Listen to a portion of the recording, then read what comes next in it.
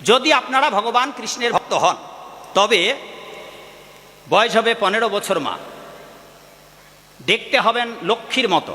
বাবারা হবে 15 বছরের বয়স, দেখতে হবেন নারায়ণের মতো, হাত হবে 4খানা, শঙ্খ চক্র গদা পদ্ম। বয়স হবে 15 বছর, দেখতে হবেন ভগবান নারায়ণের মতো। মায়েদের বয়স হবে 15 বছর, দেখতে হবে লক্ষ্মীর মতো। এই বেদনার জগতে আর কোনো দিন আসতে হবে না, দিব্যানন্দে মহানন্দে প্রেমানন্দে বৈকুণ্ঠে বসবাস করতে পারবে। এটা গেল 1 নম্বর তত্ত্ব। 2 নম্বর তত্ত্ব,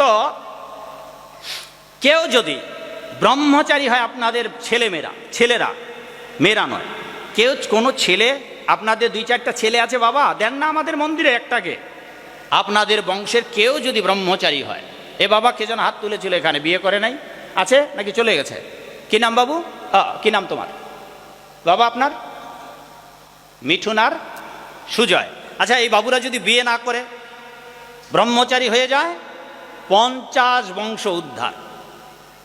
এই বাবুদের আগে যারা জন্মেছে তাদের 25, এদের পরে যারা জন্মাচ্ছে তাদের 25, তা সামনে পিছনে 25 50, আর এমনি এরা বোনাস বৈকুণ্ঠ।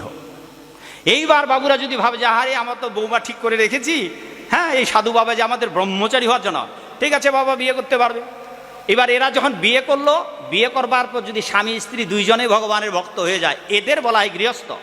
এইবার গৃহস্থ কৃষ্ণের সংসারে যদি কৃষ্ণ ভজন করেন, তাহলে কি হবে বাবা? এই যে বাবুরা বিয়ে করলো, এই বাবার বংশ 21, মায়ের বংশ 21, ওদিকে যাকে বিয়ে করেছে তার শাশুড়ি, তার মানে মেয়ের বাপের শাশুড়ির বংশ 21, শ্বশুরের বংশ 21, তাহলে ওদিকে শ্বশুর শাশুড়ির বংশ 21 42, আর নিজের বাবা মার 21 42 যোগ করলে কত হবে? কৃপাময়ের কৃপা বুঝিলাম কই। ওগো মা, যদি আপনারা বাড়িতে বসে ভগবানের কৃষ্ণ ভজন করে ভগবানের ভক্ত হতে পারেন, মাগো আপনাদের বংশের বাপের মায়ের শ্বশুর শাশুড়ির বাবার ছেলেরা উদ্ধার করে 1 কুল, আর মেয়েরা উদ্ধার করে 2 কুল। অতএব মা, যদি বাবা আপনারা নিজেরা ভক্ত হতে না পারেন, অন্তত ছেলে মেয়েদেরকে আমাদের হাতে তুলে দিন, যাতে করে তাদেরকে ভগবানের ভক্ত তৈরি করতে পারি। নিজেরা যদি সাধু না হতে পারেন মা, আপনার মেয়েকে সাধু করুন, আপনার ছেলেকে সাধু করুন, কি বাবা?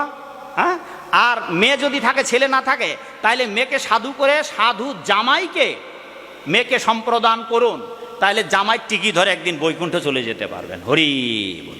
আর সাধু হওয়ার লাগলো না। তবে যদি সাধু হতে পারেন খুব উত্তম। শ্রাদ্ধ নিয়ে তো গোলমাল অনেক করেছেন, এইবার ভগবানের ভক্ত হওয়ার জন্য গোলমাল করুন তো, যে দেখি ওরা সাধু হয়েছে আমি পারি কি না। এই সাধু হওয়ার জন্য হিংসা করুন তো, যে ও টিকি রাখছে আমিও রাখবো, ও মালা পড়ছে আমিও করবো, ও তিলক দিয়েছে আমি এমন লম্বা তিলক দেবো যেটা সবাই দেখতে পায়। এটার স্পিরিচুয়াল ম্যারাথন, এটাকে বলে আধ্যাত্মিক প্রতিযোগিতা। সেটা না করে আমরা ঝগড়া বিবাদ নিয়ে ব্যস্ত। তো যাকে সেটা পরে বলবো না।